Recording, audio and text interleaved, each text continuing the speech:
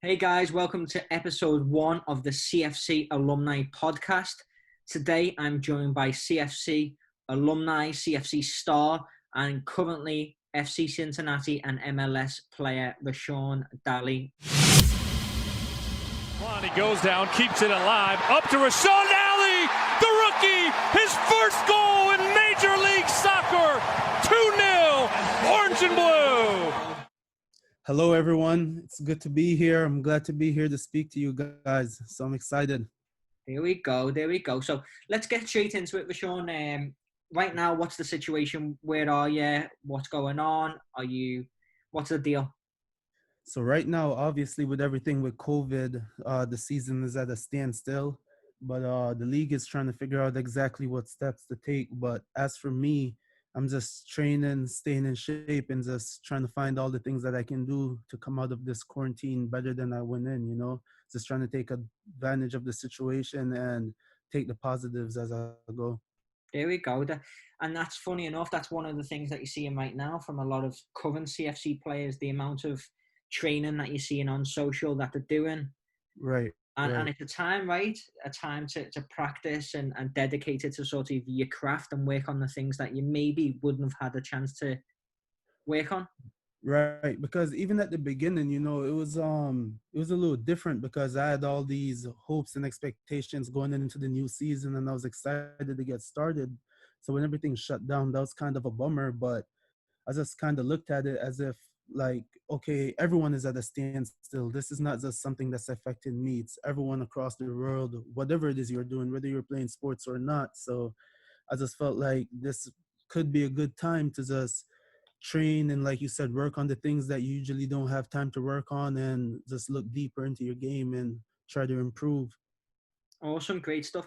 And we'll touch on that a little later because I want to find out exactly what training you're doing, and maybe we can share some of your insights with some of the current CFC players.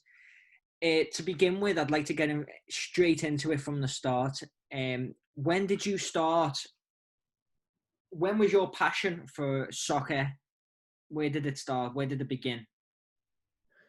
So I was born in Jamaica, and I grew up always playing soccer in Jamaica. And my dad, he used to play for the team in our community in the National League in Jamaica. And I used to just always hear about how good of a player he was. I was too young while he was playing to know.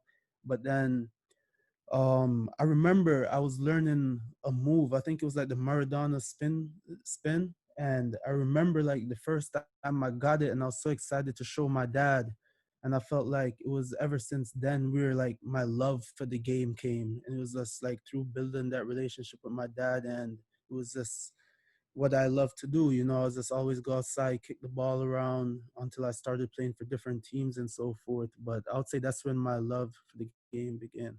And I think that's important. I think what you've just stated there in terms of going out and playing, not because you have to, but because you want to, and because you want to try skills and you want to go and have fun. And I feel like that's where your passion for the game starts, right? And that's where even not only your passion, but your ability comes from that, wanting to just go and have fun. And as you're having fun, you're kicking the ball against the wall, or you're trying the Maradona skills or whatever it may be. You're also working, right, without knowing. Exactly. And then you're getting better. And I feel like that's important for young players to understand. But I do also believe that there comes a turning point where you become more mature and you still have that love for the game, but now you start to realize where exactly you want to go with it. Do I want to go to college or professional? And you start driving those energy towards that goal. But ultimately, it's the love for the game that's important, for sure. Yeah, and that's what gets you going. And as you mentioned, it's what drives you on. So obviously, love for the game started. You start playing. You're playing with your dad. You're playing in the community. How old was you when you came over to the States? When I came to the States, I was around 8 years old for the first time I came. Then I went back to Jamaica, and I came back to the States when I was around 12. Okay. Now, when you came over at first at 8 and then at 12, did you go straight into a team, or did you go into school? Yeah, so I came straight here and I got into a team and I started playing soccer. My dad started training me until eventually I started playing for my local town team. and with Coach Garfield, Coach Peter, Coach Van, and all of them. And we just played there, and those guys did an amazing job for us because they really like kept the love for the game. Like I was saying, they made the practices fun, but at the same time they were serious enough to like try to teach us the game a bit. So that's when I started playing. That was my first team in America, playing in Bloomfield. There we go. Shout out Bloomfield. So was it Bloomfield? Was that what the team was called? Bloomfield. Bloomfield Youth Travel Team. Yeah. Okay, fantastic. And then obviously you mentioned you went back, and then back at 12 when you came again. Was it Bloomfield again? Did you play for, or at Yeah. 12 years So, old? yeah, I picked back up playing for Bloomfield, and then I eventually ventured out to playing for FSA, and then I ended up at CFC, and that's where I spent most of my career. In terms of club soccer, I played at CFC from the time I want to say 14 years old until college. So my experiences at CFC was definitely good. Great teammates, um, just competitive nature. We got to play against competitive teams all over the country. So that was definitely great. So running into CFC and just before that, are you playing high school soccer as well, or just club? Club at the time, but once I was old enough and got into high school, I started playing high school soccer as well at Bloomfield High. In the fall, I would be there, and then during the winter and spring, I'd be at CFC. Okay, fantastic. When you first started CFC, who were your coaches? What team did you first go into? First started CFC, my coach was Graciano. Okay, okay. A man you Esposito. know a lot about. Yes, sir. But he was my coach, and I remember I think it was his first year at CFC as well, and we developed a connection right away, and he was a great coach to me. I think I learned a lot from him. Um, my dad also spoke highly of him. He liked when I played under him at CFC and saw changes in my game as well. So shout out to Graciano. There we go. So when you first started, obviously, and you left the likes of the local Bloomfield, correct? Yep, yep. So when you left your local team in Bloomfield and you went to a CFC, did you notice a change in anything? Uh, What a yes. change in anything ranging from the way the coaches were, the way that your teammates were, the way the overall level was? Was it more competitive? Yeah, I'd say it was more competitive. And one of the biggest things while playing for CFC, we were now able to play against other teams from Massachusetts or New York and New Jersey. So it was just opening up other doors and getting seen by other people out there, being able to travel, and just traveling within itself, being with your teammates in the hotels, things like that. Those are some of my favorite memories up to this day. So I felt like that definitely changed. Mhm. And that's something when you open up and you can play against different people. You mentioned you can get seen, but you can also play against the best players. And as a player, you want to test yourself, right? Right, right, right. And then you see that, and that allows you to then push yourself. Like you say, you test yourself, and then you can push yourself, size yourself up with other kids in other states, even though really and truly you should be focusing on yourself. But it is always good to get out there and see what other competition there is and see how you match up and just experience the game on another level, which is just a beautiful thing. So when you're playing for CFC, you mentioned you were at Bloomfield High School and you're playing for CFC. Did they run parallel, CFC right up into college and Bloomfield right up into college, or did Uh, you? No, so I was at Bloomfield High School for 2 years, until my sophomore year, and then I transferred to a private school, Watkinson. But at Bloomfield High School, I remember my sophomore year we won the championship. So going to Watkinson was definitely a tough decision. But after sitting down and talking with my parents and thinking about my future in terms of getting a better education at a private school and moving on to playing at the next level at college and things like that, I decided to go to Watkinson, which was also a great time because when I went to Watkinson, I felt like my game changed. One, because At Bloomfield High, it was more, I would say Bloomfield High was a more talented team. So when I went to Watkinson, I had a bigger role in terms of I was always dribbling, and that's where I felt like I developed a lot of like the explosive play that I have. So I felt like, everything happens for a reason and it's just a blessing sometimes in disguise. So it turned out well and I enjoyed my time there going up. Fantastic. Mm-hmm. Now at CFC, let's go back to CFC. So Graciano was your first coach. How was that first season at CFC? Did you enjoy it? Did you learn much from Gracie? I know you said you did and you enjoyed him as a coach. Was there anything that stood out to you? Yes. So I was a center midfielder when I first started, and then eventually I started moving up the line a little bit to playing as a number 10, then started going out on the wing and eventually ended up as a forward. So when I came to CFC, I felt like my game changed in terms of the position I played, obviously. But Graciano, he was an attacking coach, attacking player back while he was playing. So I was able to learn a lot from him. He also played at a professional level. So it was good to learn from him and just see the game and see certain things that he told me that I should work on, and I would just take those and add it to what I already have to just become a better player.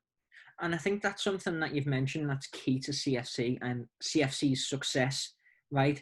Is the fact that the coaches are not only coaches because they want to do it, it's because they're passionate about it. And many of them do have experience in college, professional, semi professional. They've been there and sort of done it to a certain degree.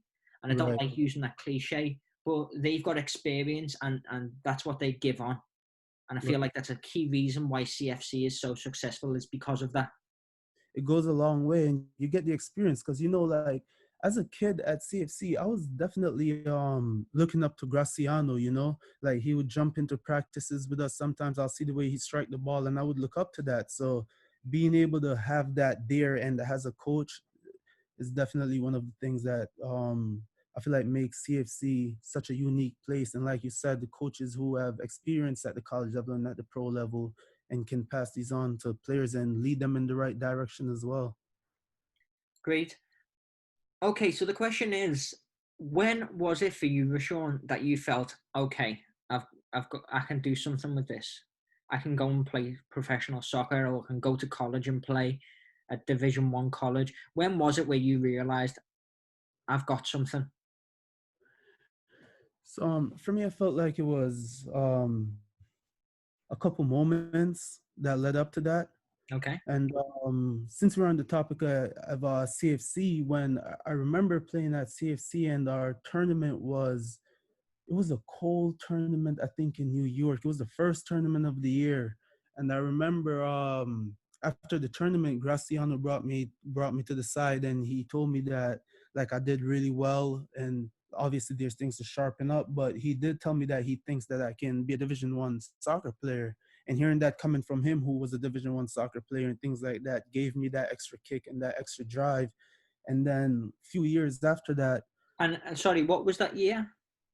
what year was this? Yeah, was you don't have to remember the year, but was it your first year at CFC? Do you remember how old you was? Oh yeah, that was my first year with CFC. So I was about 50. I want to say this is when I was 15 or 16. I'm not exactly what year, but yeah, this was when I was younger, 15. I'll say 15 years old. Okay. Sorry, continue. Right. So that was one of the key moments. And then when I also spoke about on that letter I wrote the other day, I don't know if you guys had a chance to check it out, but I spoke about my experiences with the U17 national team in Jamaica where I wasn't selected on the roster, and I explained the reason why. And that was a moment where I realized that like I have the talent to do this, but I just have to really dedicate myself to the sport 100%. And I felt like I was always dedicated because I always had the love for the game.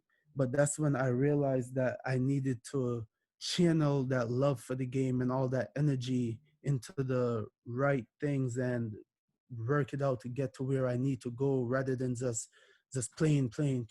I had to like actually sit down and be like, okay, work on these things and these things, and that will take me to where I want to go. And to be honest, that's the same mentality that I keep now, even though I'm playing as a pro. I still have so much love for the game. That's what gets me up every morning. But I just try to channel that energy into all the things that I need to do to be successful.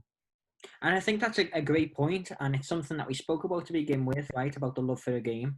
And Yeah, you mentioned that something you said just earlier was there's a love for the game, and then there's putting that love, and then also an ounce of professionalism, as if to say, I love the game and I want to play, but there's maybe not, but there is maybe things that I can do within the game that's going to help me. right. So it's about using the love and then a bit of a nous, a bit of your head to go, okay, this will be the best thing to do. I should be practicing this. I should be working on this. Absolutely. So then when did sort of, obviously you said about 14, 15 is when you said I can do this. When was it where you started contacting universities? When did that start? That started my junior year of high school. I knew that I was in front of the eyes of some universities when I was a sophomore, but my junior year is when schools started to approach me and giving me their interest. And I remember being at tournaments and we would know what schools were coming. So before the games, you're always prepared and knowing that like you want to play well. And yeah, so that's when that came around. So how was the whole recruitment process for you then? Did you create the videos? Did you send out a lot of emails? Yeah, so I had videos and I sent out emails as well with my highlight tape attached to it. But I think the main thing for me came from just playing in these tournaments, traveling to New York, to Massachusetts, tournaments here in Connecticut as well. And I was able to get in front of the eyes of some coaches. And I had some coaches with their that had their interest. I had a couple offers from some schools. And then ultimately, I ended up choosing to go to Quinnipiac and continued to play there for 4 years. Great stuff. So let's touch on Quinnipiac and the end of your CFC career. So you finished up, and who were your coaches for your last season at CFC? At CFC, Eric DaCosta. With Yeah, Gracie or just Eric alone? just Eric. So it was weird. Yeah, Eric and Graciano switched teams, and then Eric ended up being the coach for the older age group, and then I was able to work under him while played for Graciano the year before that. Did you commit to Quinnipiac before you worked with Coach DaCosta, or was it once you worked with him, you were like, okay, this is where I want to be? It was it was before I worked with him, but we always had like inter squad match where our team would play against his team, and I had a good relationship with him as well as he would be right there at training, and I think that goes for everybody on our team. Everyone on my team kind of knew DaCosta, and everyone kind of knew Brito just because of that community feel. Yeah. So I had a relationship with him that I started to develop from then. And then once he had interest with me from Quinnipiac, we started to speak more, and I thought it would be a right fit to go on and play with him and Graciano. That's when I decided to go to Quinnipiac. And I think that's something great that you mentioned is the community, right? And the CFC community in terms of you were a player for the club, but you had the means to go and approach a Division One coach and Right. ask him questions, and the luxury of being able to do that in terms of, hey coach, where do you think I stand? Or hey coach, what do you think of this? And just having a sort of an opinion and being able to chat with someone that is obviously all he knows what he's doing, he knows where he is, he knows the setting. So if you're looking to go to college, to have that resource is invaluable. Yeah, definitely, definitely.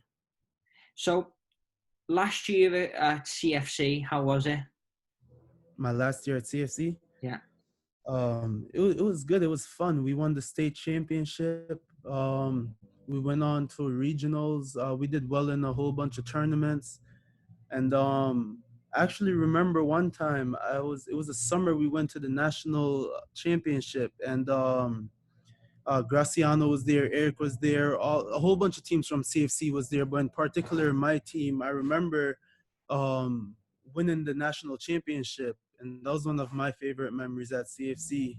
I remember we went down 2-0, and I scored 2 goals that game and 1 assist. and that winning goal was such a great That was the feeling for feeling, sure. right? Remember it. Yep.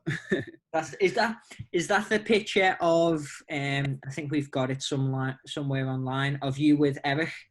Oh yeah, with the trophy. Yeah, Is that that what it was? Okay, so on this video now on the screen, I'll put up the picture so you can see it. right. Okay, there we Yep. go. So that's the picture. Okay, great stuff. So you had a fantastic last year at CFC. Your career at CFC was great. You had lots of successes. You won a lot of things. You had lots of fun. And then it was your move to college. You just mentioned you accepted the offer from Quinnipiac. How was that? How was that feeling? It was a great feeling. I felt like it was a big accomplishment. It was a school that I was excited about going to, not just to play for, but for the academics. So when I got in, I felt like that was a big moment for me and my family that we shared. And even now, looking back at it, I cherish those memories. So first day at Quinnipiac, first pre-season, shall we say? Yeah, Now, how was that? What was it like? Obviously, it's as professional as CFC is. It's a different environment, right? right. So I'm sure there's many similarities and stuff that you can take over, but then it's full time. It's every day. You're with older players. What's that like? I mean, for me, it was a little bit different. I remember coming in, and there was a lot of other things going on where outside of soccer, but I just wanted to play football. And I remember we had a captain's practice when I first came down right before preseason started, and all the guys got together. And right away, I saw that everyone was cool on the team and everybody was welcoming. So that made it easier once preseason actually started and we moved in. But I was just excited. I was excited for the new challenges, and there were definitely challenges, but I felt like some of those challenges is what made me who I am today. And those are the same challenges on top of other challenges now that are, I just put them behind me and try to make them be a driving force for me going forward. That's fantastic. And one of the things, funny enough, I don't think I've ever told you this. I remember because I was obviously a captain when you came in as a freshman. So we Yep. done the captain's practice, and I remember you turning up on the first day. Remember the first thing I thought is, "Wow, look at the size of him!" Right, and then you got on the field and you took a clean, close touch and you smashed one top in, and I thought, Oh "Okay, yeah, this is I going to be a remember. good season. This is going to be a Yep. good season." I remember that day we were on the side. We had the main pitch. That's when we were on the grass, and we Yeah, had the part right there. to the Yep. right, by the basketball, lots of divots and stuff. Yep. Your first touch was always a tackle on that field, wasn't it? Because it just bounced off the floor, hit your shin, and then you'd go with it. Right. That's one of the things that we should touch on a lot is the Quinnipiac field, what it made you into a player, because you had to be ready for anything. I was just going to say, Coach always said, "Take this touch here, you'll take it on the game field once we get over there." And I That's it. mean, it worked out. It worked out. So first season at Quinnipiac, obviously you came in, you were a starter right away. How was that for you? Did you expect to be a starter right away? um, I feel like I don't want to say I expected to be a starter, but I kind of expected to be a starter, but at the same time, I knew that nothing was guaranteed in any way, shape, or form. I knew that there were respectable players on that team, but I do know that the starting forward had moved on and graduated, so the spot was up for grabs. So I just kind of came in with the mentality that I'm just gonna work hard every day, do my extra work, have fun, and let everything else take care of itself. And I ended up starting. I think I started every game that freshman season, which was a great experience that freshman year. Yeah, and I think that is great in terms of you're not coming to college and saying, okay, I've got it to college, nice, I'm gonna enjoy it. You're coming to college being like, I want to start my first year, Yeah, right? And I'm good enough to, but I know I've got to work for it. It's not right. coming in going, oh, it's like I'm at college now and there's going to be players older than me. No, I can do it. Just got to have the confidence in myself and That, implement it. And as you said, it'll handle itself. Right. And that first season, my freshman year, it was a tough season. We had a bunch of injuries on the team, and the team wasn't winning as many games. And like, even though I was a freshman, I was the forward, so I felt like I was like the leader of the attack in a way up top. So I felt like a lot of the pressure was coming on me, and I started to put a lot of pressure on myself. And that's why I said that season for me was a great experience, because I told myself that I don't want to have another season like this in my 4 years here. And then that spring and summer worked hard, came in, the rest of the team worked hard, and obviously coaches did their part on the recruiting end and also on the training end. So it all worked out to where we came back that season, and we had, I think, one of the most winning seasons in Quinnipiac that year. Yeah, I think we did. I think we won the season that year as well, didn't we? Yeah, We won the conference. Was it at Fairfield away? yep. Fairfield. Fairfield away. That was for me. That was the best game I've seen you play in college. Was the Fairfield game away? Right. Yep. I remember And that game. their defense, and I remember one of the defenders, and probably their best defender, his name's Angus Hastings. He texted me after the game and said basically, Rashawn just had to laugh with me. It wasn't a game. I I don't shouldn't have played. I remember that game. It was I don't it was the night, and I felt like everything was just right, and I was just in a zone, and I just felt like I couldn't make a mistake. And that's one of the things that, like, I would even say the younger players now is like the mental side of the game is so important, because once you quiet your mind and you get into that zone, that's where all the things that you've been working on since you were a kid, all the videos you have watched on YouTube, that's where everything just kind of comes together and come out, and that's where you're playing at your best once you're in that flow. That's it. It's a flow, and it's. I feel like what comes into the flow is training hard, right, and having. It's training to the point where you know you can do something, and then Right. it's having the sort of the right attitude and sort of I want to go and do it. And then thirdly, I'd probably say it's the confidence, as in, okay, I've got the ability because I know I've worked on it. I'm ready to enjoy it. I'm ready to go out and prove what I can do. And then the confidence of knowing that, then you just go out and put on a display. Right, definitely. Definitely. So obviously, successful season. Um, Minus the first, you had 3 successful seasons. Did you complement soccer at Quinnipiac with any summer leagues or any summer teams? Did you feel like that was important? Tell me a little more about that? Yes. So after my freshman year, I spent the summer in Jamaica with the Jamaica under 20 national team, and we ended up going to the DR, played a tournament there, which was a great experience. I basically spent the whole summer there, flew back to Connecticut, and jumped right into preseason. And then my following years, I spent a little bit of time in California with FC Golden State.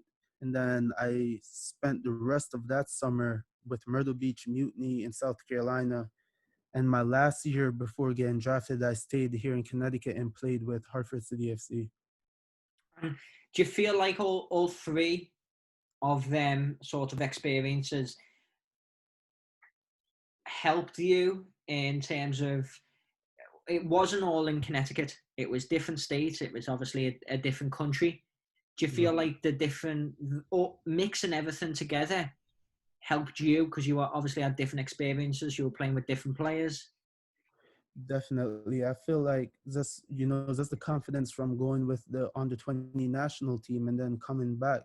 And then my next year when I moved to California and everything didn't work out the way I wanted to with living situation and a bunch of things. And then I had to go to Myrtle Beach Mutiny, and I felt like that was the first time, the Jamaican national team in there was the first time where I was really away from home and on my own. Because when you're in college, it's almost like you're in a bubble in a way. It's Yeah. different, like it's a whole new environment. But this was where I was just really out there and had to balance those things while focusing on football. And then the things that I took away from the pitch there, going into a team where they already had they're starting guys now, and then I had to go on and fight for a spot. I felt like all of those played a valuable um, or taught me a valuable lesson in my career. So Quinnipiac in your time there, tell me a bit more about, obviously, so you've kept the same coaches, obviously with a mixture of a few within, but Eric and Brito, did you express to them your intentions to play soccer after school? Yes, they were aware. They knew that since I was at CFC that I wanted to be a professional soccer player, and they always gave me good advice towards getting to that goal, and even in making decisions like what team to go for in the summer and to spend my summer with, they would give me the best advice to their knowledge to go wherever it's going to set me up to actually make that jump to the next level. So definitely shout out to them. I feel like that's something key about both of them and why they're so successful and such great coaches is because of how honest they are. Right. You can be, they are great people and you can have great conversations with them. But if you ask them something, they're not going to be, okay, I'm his friend, so I'm not going to tell him honestly. They'll tell you if they don't feel like you're putting in enough work. They'll tell you. I'm sure. Well, I've seen it. They've pulled you aside, right? The same as they pulled me aside. I've heard a couple of your hairdryer sessions. I'm sure you've got a few fond memories of it. Oh yeah, Uh, for sure. Hmm. so I then, remember. in college, when was it in college where sort of the idea of playing, because obviously in college, and it's the same in club, right? You have sort of a bit of a roller coaster, right? In terms of there's all new things that you're experiencing, you're balancing school with obviously academics and athletics, you're balancing good games with bad practices and vice versa. And it is very up and down at times. It can be, I should say. When was it where you were like, okay, this is what I'm going to do. I want to be a professional. And obviously you've always had that mindset, but where was it where you actually thought at college, okay, wow, I've got a chance. This is it. I would say like you said, obviously I always had the dream of going pro and working towards that. But I remember my junior year, um, I don't know, I just felt like I was starting to mature more as a player. And then I remember spending that summer working hard. A part of the reason why I decided to stay in Connecticut that summer is because I wanted to stay home and also have time to work with my dad, who's also been coaching me since I was young. And then I felt like it was just becoming more mature and maturing myself, my mindset going into that senior year is where I started to feel like, all right, like I can really see myself doing this, and then I just had that belief in myself. I loved what I was doing. I know that I put in the work over the summer. I knew that I was fit and ready. So then I just kind of just went out and played football now. It's a great feeling, right? When you know you're doing everything you can. And it's Right. funny, and once again, we'll touch on this a little later, but you see online and especially on social media today, you always see the quotes, right? And it always talks about how people dedicate their sort of lives, and not lives as such, but they dedicate a large amount of time to their profession, and then they sort of reap the benefits, and they say that there's no other way, you've got to be full in. And it's something that you always see and you always think, oh, it's very cliche, but in fact it's very true. The amount of time and effort and energy that you've got to put in, if you really want something, then you've got to put it in. And I think you're a clear example of it. I mean, you mentioned it just before a little bit about staying behind and stuff. Every practice you were staying behind. You were always speaking to Graciano. You were always speaking to the coaches, finding out, how can I do this? How can I do that? Not only the coaches, the amount of times you spoke to me, you were like, "Do you, what do you think of this?" And I'd be like, "Well, da da da da." Probably my advice wasn't the best advice, but you were always wanting to learn and evolve, and you were always, that was something that was, and I feel like it is and will continue to be, is that many kids feel like they know it all, but you're quite the opposite. You're open to any advice from anyone, and I feel like you're respectable enough to go, okay, great advice, I'm going to take it on board. Or maybe on the other side, I'm going to listen, I'm going to be respectful, and maybe I might not agree with what he's saying, but I'm going to try and understand it. And I feel like that's a key and a big strength of yours is the ability to do that. I agree, because like you have to be you have to be self-aware enough to know enough about yourself and know like what it is you're capable of doing and what you know, but at the same time you have to be open to take advice from anyone really, because everyone has had an experience that must have been different than yours, and they learned something from that experience that you may never have. So how do you learn that? It's by asking questions, and like you said, you take what you think you can add to yours, and what you can't add you leave it. And that's just the beauty of life in general, is just having that mindset of always wanting to learn, reading, researching things, watching football, playing football, and just soaking up as much information as you can as possible. I totally agree. I think that's a great point. Something that you said was about your dad, right? And you said that he was the reason you got into the game. Obviously, I've been lucky enough to meet your dad a few times and have a few conversations with him. Tell me how much of an influence he was and is in your soccer career. He was a great, big deal, big influence, like ever since I was growing up, he always showed me things. He always coached me, played with me. He made the game fun for me, but at the same time, he's not afraid to tell me when I'm not playing well and what it is I need to do better. And even up to now, he does the same thing. But it's just honestly a blessing to have had him as my dad, and how much he knows the game and what he just does for me, and just even his presence. When he walks into the stands, sometimes it's just like yeah, like I'm ready. Yeah, So, yeah, yeah, and that's the way they have effect on you, right? Someone that plays a huge role in your life when they're with you, you've got that support. right, right. Obviously, you just train with him. Are you training with him currently while you're at home? Yes. Some of the days I train with him. I go by some of the things that my team sent over for all my fitness, just to make sure I'm keeping up with that. But then all the stuff that I add in comes from where I can take from him, and the stuff that I've learned, and things that I've learned from other people as well. So I just try to put those together and work as hard as I possibly could on them, work smart, and mold it together to try to become the player that I want to be and the player that I am right now. Great. So all of the experiences you've had, all the wealth of experience of CFC, you've then had obviously the international stints with the team in Jamaica. You've had a lot of local club teams. You've then went to a great college and had a great career where you've excelled not only athletically but then academically also. You got your bachelor's, right? Right. Then comes the day. Tell me about it. When was? Firstly, tell me about obviously being invited down to Miami. What was that like? How did that come about?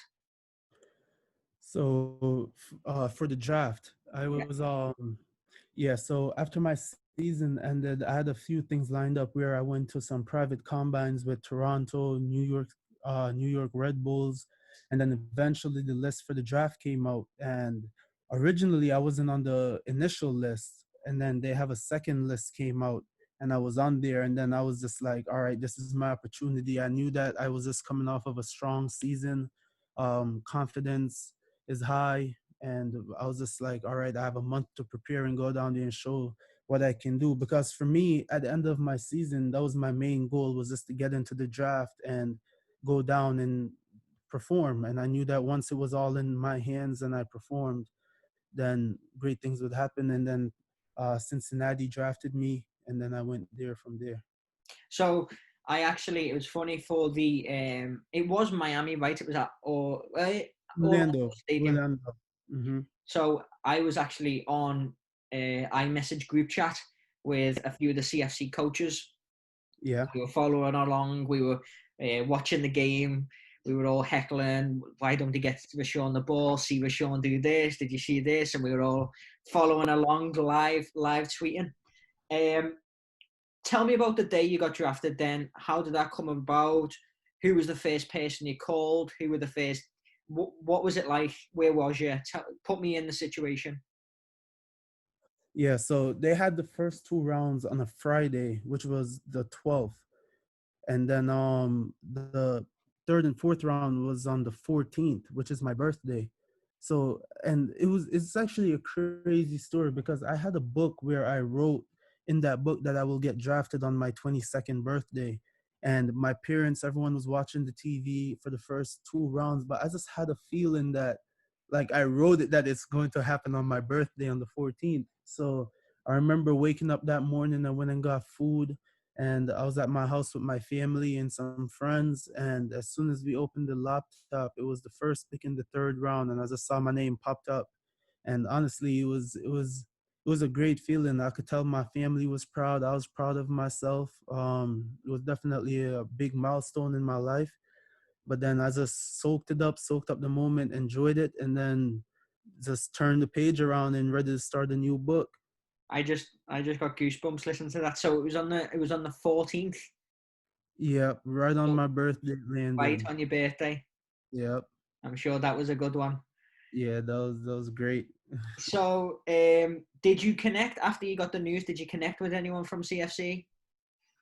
Yeah, a lot of coaches reached out that knew who I was, and even people that I didn't know. And then obviously, Graciano and Eric reached out as well. We all spoke about it, and a lot of the kids who now play for CFC reached out as well, which that was one of the most beautiful thing for me, because knowing that I played there and in Connecticut, and to see these kids look up to me and to be that person that can show them that, like, you can make it if you dedicate yourself to the game, work hard, and love what you're doing. So for me, that's one of the things that drives me up to this day, and it's just a beautiful thing. So you got the news. You're in Bloomfield. You with your family. Yeah. How does it go from there? Obviously, do you speak to the coach? Do you fly out? I've never done this, Rashawn, so I'd love to know. Yeah, so so after the draft, me and my family, we were all celebrating and they're all making noise. Then my phone rings, and then, like, all of a sudden everybody went silent and phone is on speaker. And the coach of the team welcomed me, told me congratulations, and then I spoke with him, the technical director, and the president. And then shortly after that, I got in contact with the team admin, and they booked my flight out for preseason, and just worked out all the paperwork and things like that. And then the rest was just football, playing There we soccer. go. So you get on your flight. You fly over. Did they put you in accommodation, right? Yeah, I was in a hotel downtown Cincinnati. I stayed there for about a week or two while we were training in Cincinnati, until we then flew to Florida for preseason. And then once I got back from preseason, they helped us with finding apartments and things like that in the city. And even though in my situation, I came back and I was still there for a couple weeks until I went to loan in Memphis, where I spent some time as well. So how was that? Obviously, you had the great news. You were getting drafted by the MLS club FC Cincinnati. Obviously, and it's tough to stop it. Your head is straight away in the stadium, right? You mentally think of yourself putting on the FC Cincinnati shirt. You picture yourself scoring, celebrating, all of these things, and then you get there and they go, okay, well, we like you. That's why we drafted you, but we want you to spend time at a USL team. How did that make you feel? I mean, that was, I wouldn't say it made me feel bad, but it was like, obviously my goal is to be in on an MLS team during the season and playing games, but at the same time I do know that sometimes you have to take certain steps, and maybe it's not a step back, sometimes it's a step to the side to then go forward. So I just looked at it like that I was just going to go to Memphis, make a name for myself there, and hopefully get recalled to Cincinnati, which I did that upcoming summer. So I just felt like that mindset, and just having that positive mindset, believing in the work, believing in myself, is what just gets you through. And honestly, my time in Memphis was good as well. It was a good experience. It was competitive, and prepared me for when I came back to the MLS. And another thing which is I feel like was great for you was when you were playing, and I guess it's somewhat of a, and I don't want to say silver lining because I don't think it's a negative thing what happened, and I don't think it's a bad thing. I think it's actually a great thing, right? I feel like you got to sort of, instead of jumping right into the deep end, you got a little taste of what professional soccer is like Right, in the USL, and then you got to go back. But in the USL, I think something that was great was the fact that there was a USL team in Connecticut, right? right, Which right, was Hartford City, and you got to go and I was actually there, and I know a lot of CFC was there watching, and a right. lot of your family. How was that going to obviously play in Connecticut?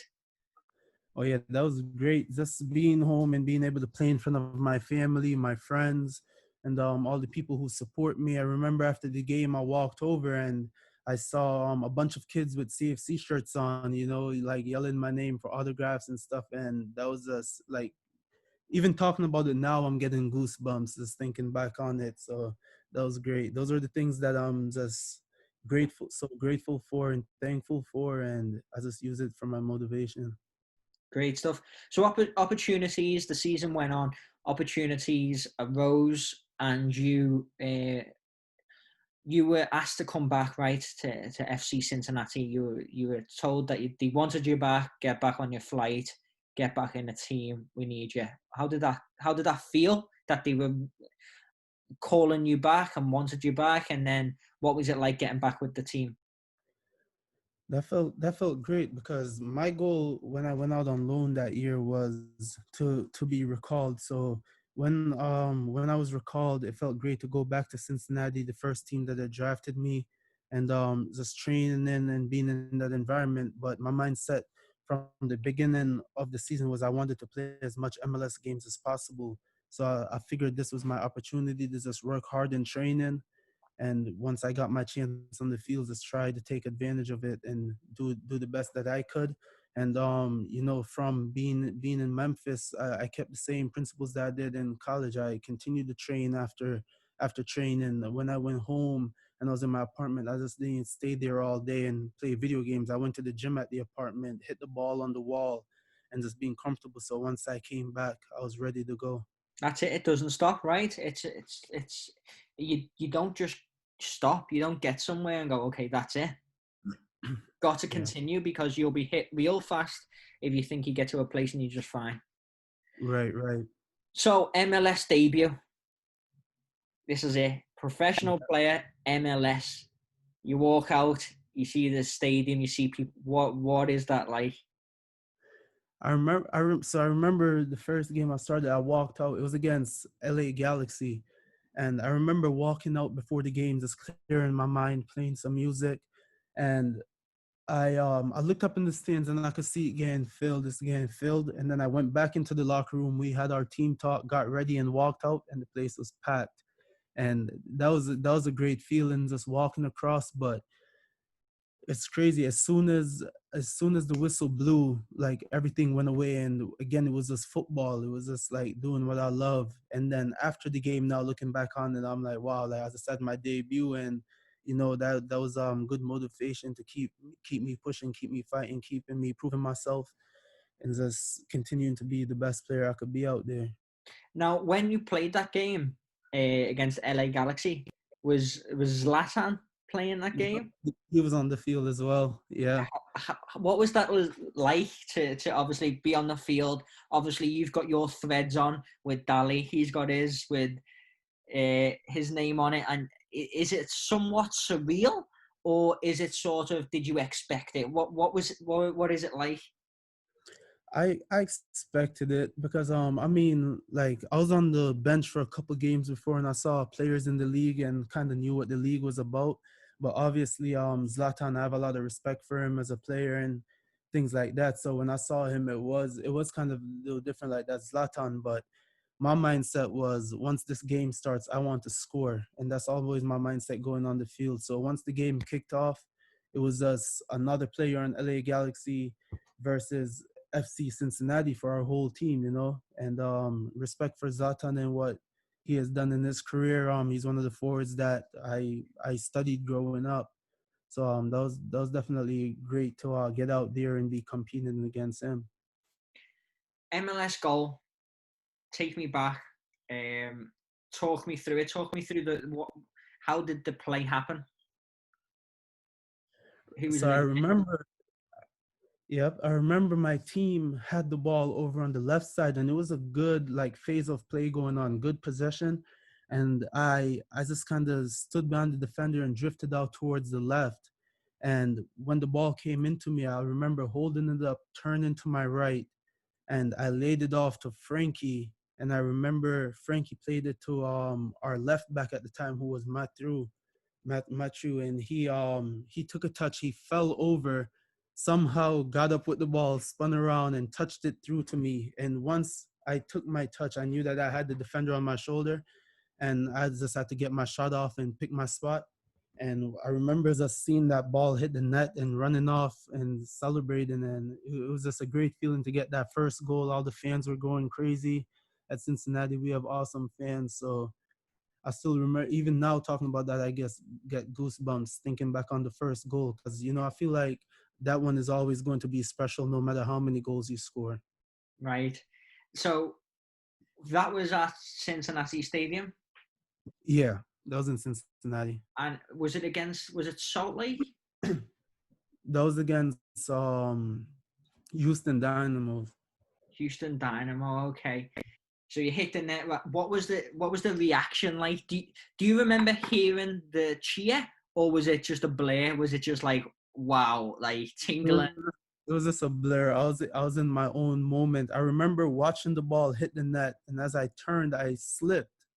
And like you wait that little half a second if it's offsides. But once I knew it was clear, I was running over to the side, and I was just soaking up the moment. I remember that day being my mom's birthday, and she told me that all she wanted was a goal that day. So that was So you great. give it to her. That Yeah. was a great present. It seems like you've Mama got a gets little what thing she for wants. birthdays. What's that? It seems like you've got a thing for birthdays. Oh yeah, exactly. It's destiny. And it's funny because, as you said, you turned and you fell over and then went to celebrate. When you scored that goal, I think myself and many other people that were in the Quinnipiac and CFC community probably done the same, because I know I did. Across the sofa, me bum went, hit on the floor, neighbours downstairs were going mad, cheering. So yeah, no, fantastic. Um, so where are we now? Obviously, we've spoke about your career so far. Where do you stand today? Do you have any goals? What's your situation with FC Cincinnati? Did you obviously a big thing that you mentioned was you didn't want to just get there and stay and get your first year contract. You wanted to be signed again. Was you signed again? What's the deal? Yes, so I was signed again for this year, and obviously with everything with COVID, that's been shut down, and everything is like at a standstill as we spoke about earlier. But right now my goals is just continuing to do what I'm doing day to day, is just continue to stay true to it, continue to love the game. And I know that once I do those little things, it will bring me to my bigger goals in the future. Now, do you want to? So many players want to keep the goals to themselves, and it's something that is their goals, and they don't want to share it. Do you have goals that are your goals, or do you have goals that you're open to say? Absolutely. I have goals that are my goals that I'm very true to, and I try to just, like I said, go day to day throughout all of it, and I know that will bring me to it once it comes. And but if I was to say a goal out loud, I'll say my goal is to just be the best player and person that I can be, and do everything in my power with my knowledge and my understanding to just accomplish that every day. Okay, great. So No, not to cut you, but like I feel like a lot of young players, they feel like you set this one big goal and you can get lost working towards that. So it's really just it's almost making that new commitment every day. Like, you know what I mean? That every day I want to be as professional as possible, and every day I wake up with that mindset. it's the joy of the process, right? It's the joy of the process. The destination in many cases does not exist, because once you get there, you push it further and you push it further. And I think it's not about hitting a destination. It's about doing things before that destination the right way and having That's joy the in your dream. day to day. Exactly. That's the dream, the journey. That's it. Fantastic. Great. Okay, so we put this out on social today. We're gonna have a CFC alumni podcast. Do you have any questions? And a few of the players and coaches asked a few questions. So we're gonna start. I'm just opening up now. So we're gonna have a few questions, if that's okay, Rashawn, before we wrap up. Okay, favorite memory of CFC and as a CFC player? The national championship. Spoke about it earlier, but I remember that ball coming across on the ground, and I remember hitting it and just watching it curl into the corner, and I knew that it was golden goal as well. So I knew that it was over right there, and me and all my teammates ran over the corner and celebrated. And like you said, I remember after having the ceremony for the trophies and the medals and things like that. So definitely that goal. Okay. Favorite coach as a youth player? Oh, this one did come from a coach. So choose wisely. You can't you can choose more than one. They didn't say that, but I think I'm going to give you that one. You can choose more than one, or you can leave it as an open-ended one. All right. So I'll say my favorite coach, I would say, is my dad, and then it's tough, man. It's tough, but I'll leave it open ended. But it's between Graciano and Eric Da Costa. Okay. Equally. Okay. Equally. High school. Do you feel that high school soccer helped you? Yes, I felt like all of my experiences helped me. And like I said, when I was at Watkinson, I kind of learned to play a little bit different in terms of being more explosive and dribbling and being on the ball and things like that. So I felt like all of those experiences from high school added up to molding me into the player I am today. Okay, we've got two more questions. Just reading it now. If there was something that you know now, back when you were a CFC player, what piece of information would you wish you knew? What can you give these young CFC players that you know now that you wish you would have knew when you were their age, first year, second year?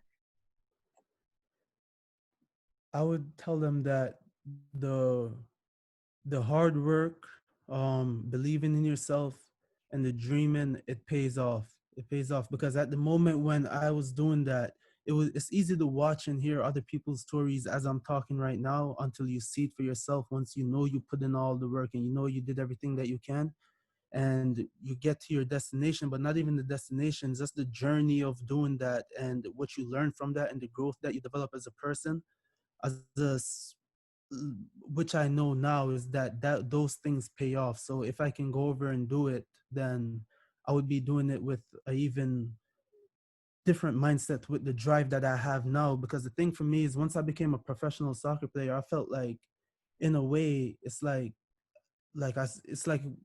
in terms of the love for the game, it's like when I'm a kid again, and like I just want to continue to just go as far as I can with it. And then last question. Training right now, obviously things are limited, space is limited, where we can and can't be is limited. What advice do you give to CFC players that are wanting to train, wanting to better themselves? What can they be doing right now? I'd say just stay playing with the ball. That's the most important thing, is just finding a wall. You don't need a whole team or something like that. While that is better for you to practice and actually practice 11 versus 11, how you play on the field, but just finding a wall and juggling on the wall, one touch, two touch, passes, checking your shoulders, is just so much that you can do with that to just become more comfortable in your game. Okay, great stuff. I think this podcast is going to be very beneficial to CFC players. I think it contains a lot of information about you, about your process, and then also how you went about it with the ups and downs. So, Right. Rashawn, thank you for joining me. Do you have any last remarks? I just want to say thanks for having me too, and just shout out to everyone out there, all the CFC players and all the kids who are watching. And I'm just glad that I can be here to be a role model, and you guys motivate me just the same way I motivate you. There we go. Excellent closing. Okay, well, thank you for listening. If you got this far, this was episode 1 of the Connecticut Football Club podcast, Alumni, with Rashawn Daly. Thank you.